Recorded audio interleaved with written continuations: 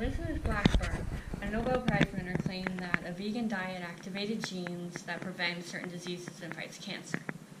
Today, I'm here to tell you about what makes someone a vegan and a vegetarian and some of the health implications that can come from that.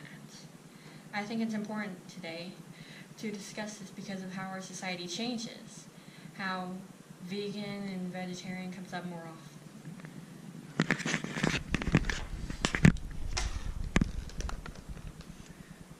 According to the recent Top Trends in Prepared Foods in 2017 report, around 6% of Americans consider themselves to be vegan.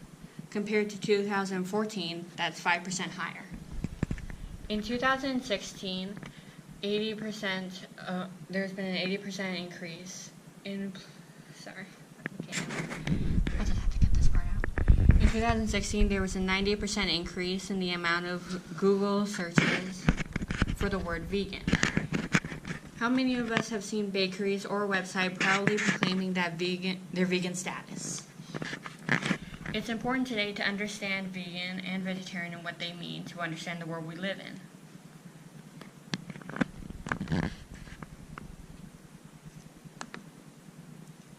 What does it mean to be vegan? The Merriam-Webster dictionary defines vegan as a strict vegetarian who does not eat or use animal byproducts. Vegans do not use any animal products such as leather, and they also don't eat anything that comes from animals, such as eggs or dairy. Many people often become vegetarians because of ethical reasons. What is vegetarian? The Merriam-Webster dictionary describes vegetarians as a person who does not eat meat. Vegetarians often eat animal products, such as eggs and dairy.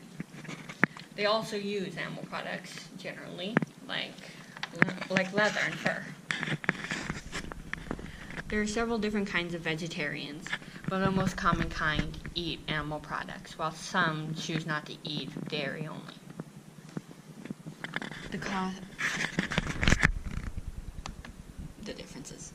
The differences between vegetarian and vegan. Generally, the most common difference is that vegans don't eat animal products, while non-vegans or vegetarians eat animal products. However, there are also differences in their motives.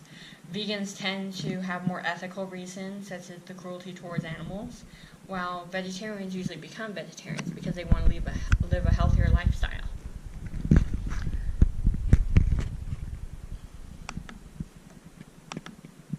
Costs of vegetarianism and veganism. All things worth doing require effort, and changing our diet is no exception. Here are some factors to consider. Changing our habits.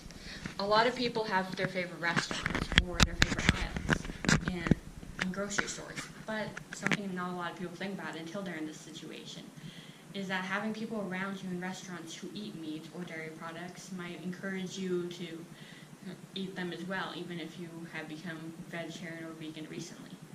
Likewise, if you normally shop in areas that have lots of ice cream aisles or meat aisles such as that, it might be harder for you to stick to your new diet. Most people end up avoiding these places because of that.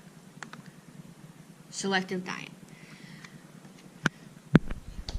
Selective diets with veganism mostly encourages you to think about what you're going to eat a day ahead of when you eat it. You need to think about how you're going to get your nutrients and your vitamins, and if you're going to have deficiencies because you didn't think it through properly. Poor dieting choices often result in a low amount of B12 and vitamin D, which can lead to things like memory issues. Giving up meat can be a huge problem for some people, and the most successful way to do this is to do it slowly. Start with cutting out red meat, which is the most unhealthy meat. And a lot of people say that you then need to start encouraging yourself to eat more vegan recipes by doing it once a week instead of the entire week. And to find little substitutions for animal products in your recipes you already eat.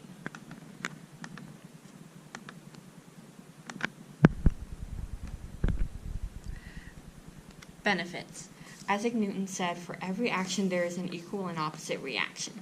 Here are the benefits that your cost will give you.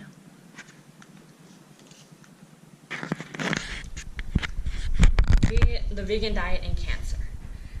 It's been noted, according to the Physicians Committee for Responsible Medicine, that a vegan diet may reduce your chances of cancer. It's been noted that a high-fiber diet, or one that is mostly plant-based, resulted in fewer cases of colon cancer. In countries that have fewer money and therefore cannot produce meat as much as higher countries, they have a smaller result of colon cancer, and their diet mostly consists of plant life. Studies also show that in cultures where there's a lot of meat consumption, things such as colon and breast cancer are more common.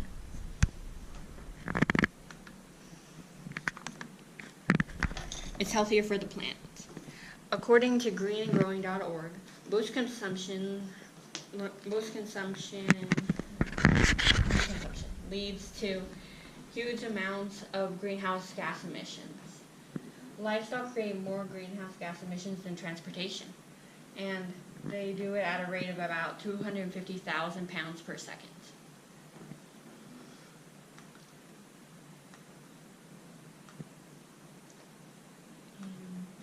Agriculture space.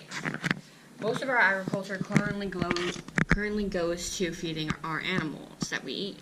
Studies indicate a plant-based diet feeds more people than a meat-based diet. For instance, 1 pound of meat takes about what was that again? It takes about 1 pound of meat takes about 16 pounds of grain to produce. So, growing crops for animals, such as it uses about 50% of the water supply and 80% of the agricultural land. And currently more agriculture and products such as corn goes towards feeding animals than actual people. Alright, so we have talked about what makes a vegetarian and a vegan what they are, and what are the common differences that make people think they are the same thing.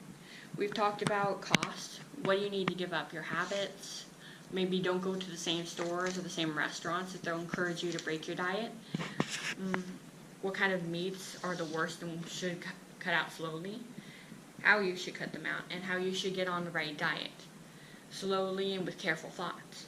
We also talked about why you should go through the extra effort, how it's healthier for you, how you can save the planet a step at a time if you make the right decisions to stop eating meat at least as much as you have, and how much agriculture can go towards producing the meat that you want to eat.